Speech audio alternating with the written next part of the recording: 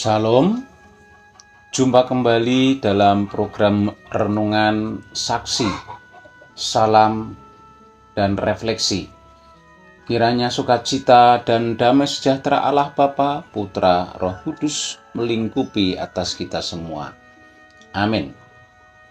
Sahabat saksi yang dikasihi Tuhan, pada kesempatan yang berbahagia ini, mari kita kembali merenungkan bagian dari firman Tuhan yang saya ambil dari kitab Daniel pasal 3 ayat 17 sampai 18. Demikian ada tertulis, "Jika Allah kami yang kami puja sanggup melepaskan kami, maka Ia akan melepaskan kami dari perapian yang menyala-nyala itu dan dari dalam tanganmu, ya Raja. Tetapi seandainya tidak, hendaklah Tuanku mengetahui, ya Raja, bahwa kami tidak akan memuja dewa Tuanku dan tidak akan menyembah patung emas yang Tuanku dirikan itu." Amin. Mari kita menyiapkan hati, hening sejenak di dalam doa. Bapa di surga, oleh karena kemurahan-Mu, kami boleh ada sebagaimana adanya sampai hari ini, menyongsong hari yang Tuhan beri bagi kami.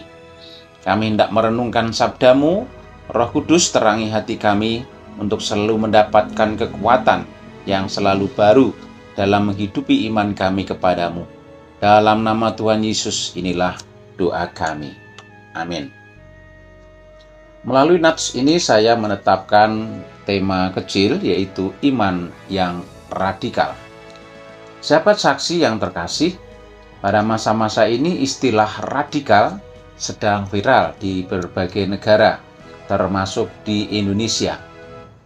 Mengacu dari Kamus Besar Bahasa Indonesia (KBBI), istilah radikal berhubungan dengan faham atau sikap ekstrim terhadap satu pandangan, baik berkaitan dengan prinsip dalam keagamaan maupun prinsip dalam bidang politik.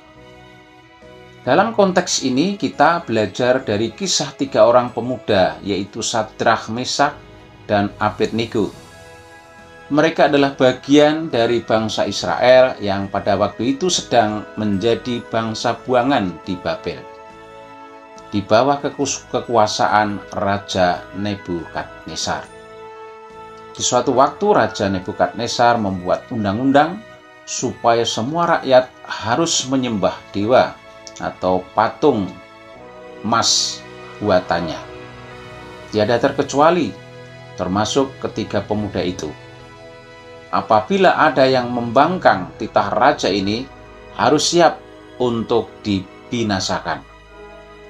Alkitab mencatat bahwa Sadrak, Mesak, dan Abednego adalah orang-orang yang tidak melaksanakan titah Raja Nebukadnezar, sehingga harus bertanggung jawab atas tindakannya di hadapan raja. Jawaban mereka sangat radikal. Apapun yang terjadi, ketiganya tidak akan menyembah dewa atau patung buatan Nebukadnezar, karena mereka sudah punya Allah sendiri. Sahabat saksi yang terkasih, Sadrak, Mesak, dan Abednego memiliki pandangan iman dan sikap yang sangat radikal kepada Tuhan Allahnya. Sekalipun diperhadapkan sebuah tantangan yang mengancam jiwa mereka, sama sekali tidak membuat gentar dan takut. Hal ini patut menjadi perenungan kita bersama ketika kita diperhadapkan dengan berbagai tantangan, godaan, pencobaan, tekanan, bahkan ancaman, apalagi hanya soal pasangan hidup, ataupun jabatan, karir, harta kekayaan, maupun popularitas. Kita harus memiliki sikap dan ketetapan iman kepada Tuhan Yesus Kristus yang radikal seperti ketiga pemuda itu. Terlebih, janjinya sangat jelas dan sangat menguatkan bagi kita. Yang pertama, Tuhan Yesus selalu menyertai setiap kehidupan orang percaya sampai pada akhir kesudahan zaman. Yang kedua, Tuhan Yesus akan memberikan kelegaan kepada setiap kita yang letih lesu dan berbeban berat. Yang ketiga, rancangan Tuhan adalah rancangan damai sejahtera, bukan rancangan kecelakaan. Yang keempat, setialah sampai mati, maka kita akan menerima mahkota kehidupan. Jadi apa yang kita lepaskan di dunia ini akan terlepas di surga. Sebaliknya, apa yang terikat di dunia ini akan terikat pula di surga. Untuk itu, milikilah iman yang radikal. Tuhan akan memberkati yang terbaik bagi kita. Amin. Mari kita bersama mengucap syukur atas firman Tuhan ini di dalam doa.